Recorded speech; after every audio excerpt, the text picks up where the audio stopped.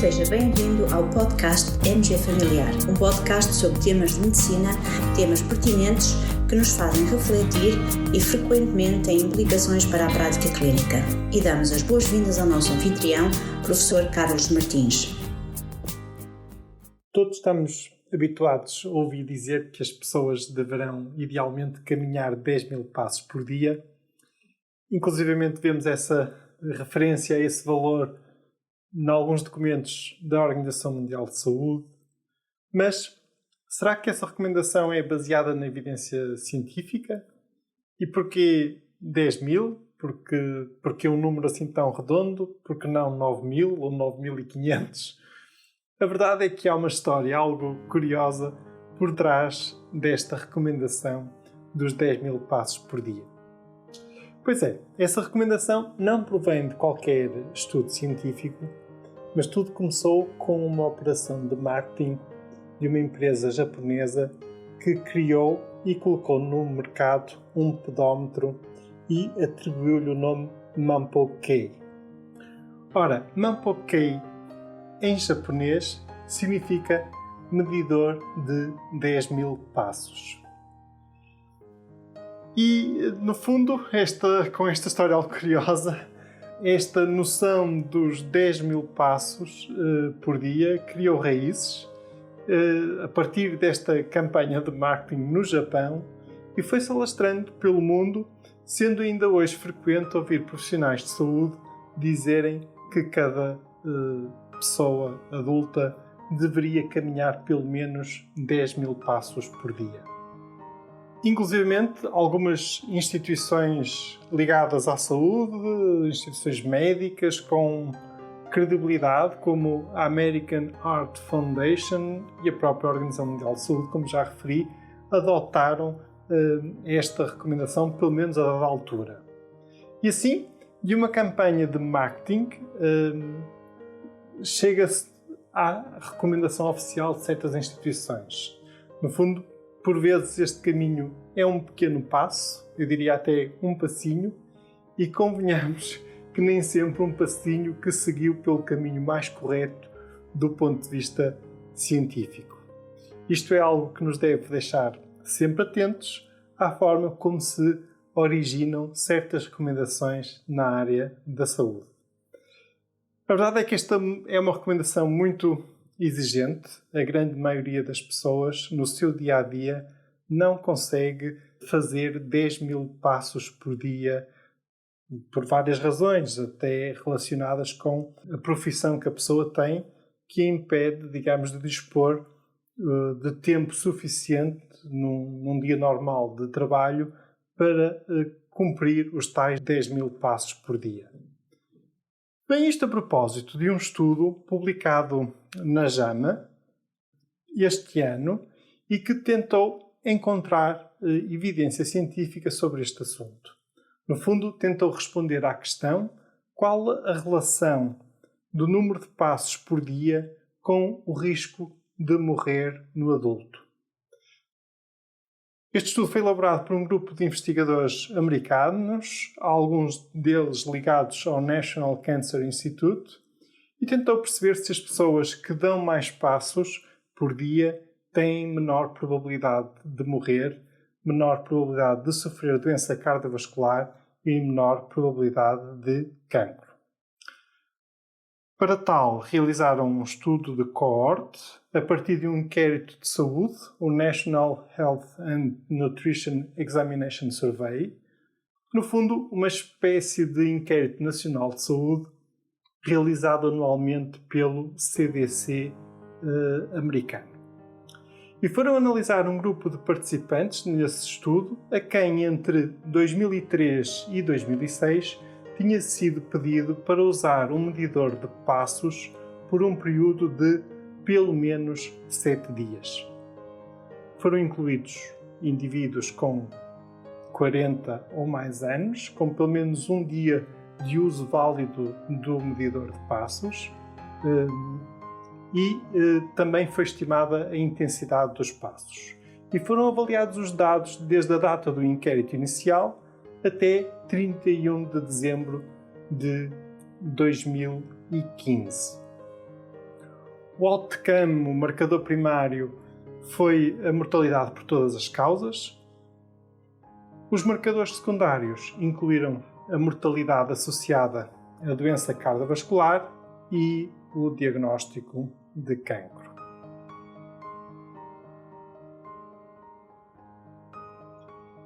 Os investigadores obtiveram então um total de 4.840 participantes, com uma média de idade de 56,8 anos, tendo sido 54% dos participantes do sexo feminino e 36% tinham obesidade. Em média, os participantes utilizaram o pedómetro durante 5,7 dias e cerca de 14,4 horas por dia. O número médio de passos diários foi 9.124 passos por dia.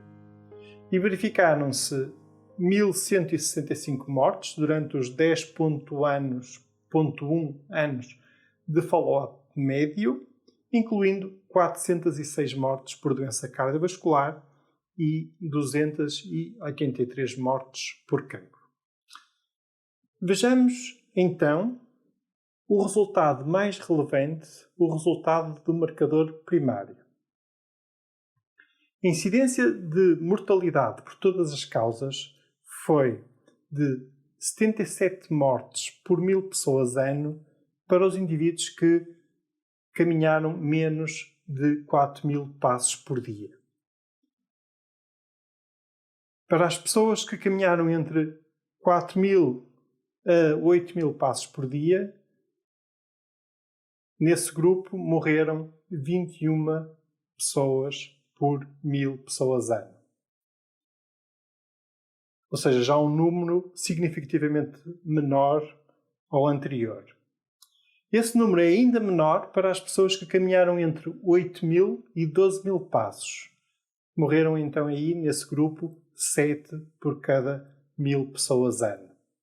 E morreram 5 por cada 1.000 pessoas anos para as pessoas que caminharam e que realizaram mais de 12.000 passos por dia.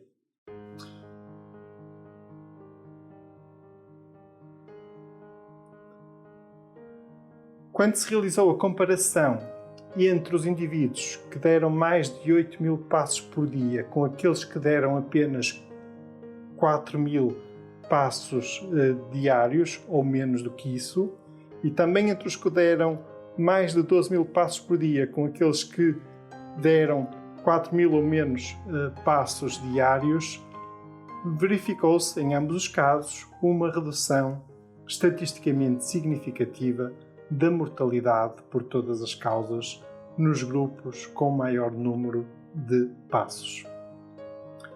Por outras palavras, parece haver um maior benefício ali a partir do patamar dos 8.000 passos por dia.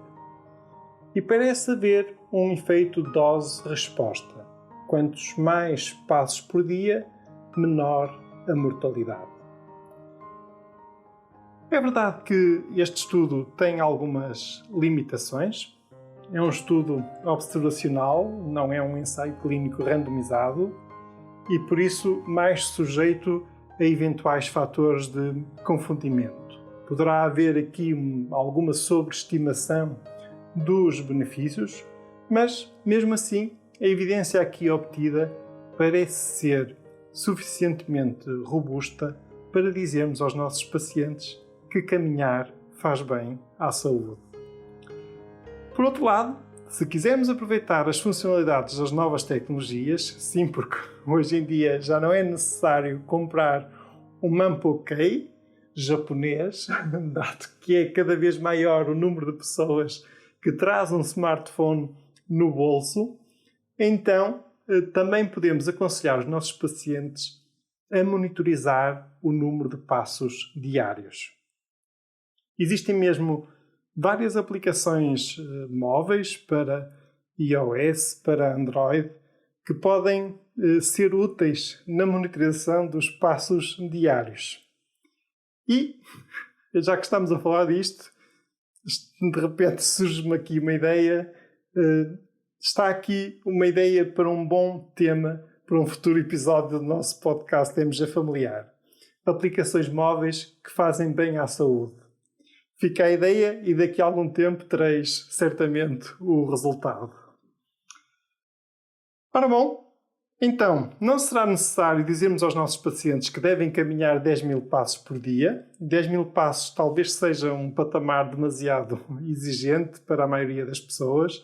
Isso pode gerar frustração e contribuir para um certo desânimo na tentativa de caminhar e na tentativa de mudar para um estilo de vida mais ativo.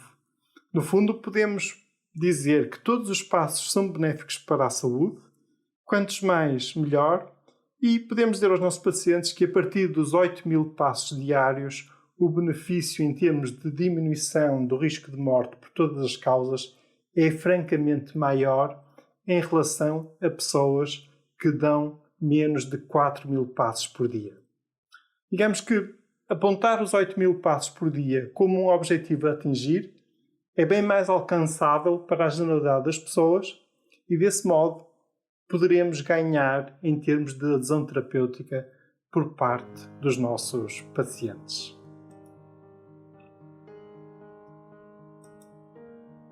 Estamos a terminar o programa de hoje. Antes de me despedir, quero dizer-vos que podereis visualizar uma imagem do anúncio do Mampuquei dos anos 60, a campanha de marketing que originou a famosa recomendação dos 10.000 passos diários, acedendo ao link que vou partilhar junto deste episódio do nosso podcast. Também partilharei o link com acesso ao artigo original, ao estudo aqui mencionado, e deixo-vos ainda outra dica. Se ainda não instalaram a aplicação móvel do Dr. Share, façam-no. É uma aplicação móvel para médicos e está disponível para iOS, Android e também, ainda outra sugestão, no portal MG Familiar, esta semana partilhamos um artigo em que vos falamos de uma aplicação móvel que pode ser muito útil como instrumento de apoio à nossa prática clínica. Chama-se LabGear e é uma base de dados sobre testes laboratoriais. No nosso dia-a-dia, no nosso trabalho, por vezes, somos confrontados com resultados de testes laboratoriais que são difíceis de interpretar. Ou testes que não conhecemos também porque foram pedidos por colegas de outras especialidades. Nesta aplicação, para cada teste, ela disponibiliza a interpretação fisiológica do mesmo, além da descrição das situações em que cada parâmetro vem aumentado ou diminuído. Muito fácil de usar e muito intuitiva, muito útil mesmo para o nosso trabalho na nossa prática clínica diária. E agora sim, caros colegas, por hoje é tudo. Fiquem bem, continuem bem. Até ao próximo episódio. E terminamos assim esta edição do podcast MG Familiar. Muito obrigada por nos ouvir. Se desejar completar a sua leitura, muitos dos conteúdos abordados neste podcast estão disponíveis em www.mgfamiliar.net. Até à próxima!